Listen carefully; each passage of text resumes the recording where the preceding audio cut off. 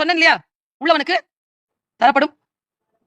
என்ன அநியாயம் இப்படி சொல்லலாமா? எங்க உள்ளவங்க கிட்ட இருந்து எடுத்து இல்லாதவனுக்கு கொடுக்கணும், அதானங்க பொது உடைமை. பைபிள் எங்க மாத்தி சொல்லுது? எனக்கு அந்த ஆடா மரணம் சத்தியமா ஆசைப்பா. டீச்சர் இப்படி தொட்டுட்டாங்கன்றதுனால 3 நாள் குளிக்காமலாம் இருந்திருக்கேன் நான். டீச்சர்னா அவ்வளவு பிடிக்கும்.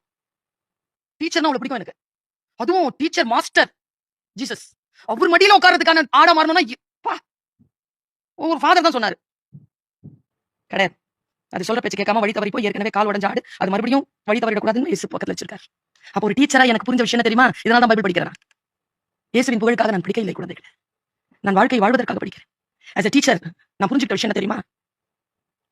ஃபர்ஸ்ட் மார்க் வாங்குறவங்கள சும்மா விட்டுடு, ஃபெயிலா போகலாம், டிராப் அவுட் ஆகலாங்கிற மாதிரியான குழந்தைகளை மடியில் உட்காரவை கிட்டவே அவர்களை ஒருபோதும் விட்டு விடாதே.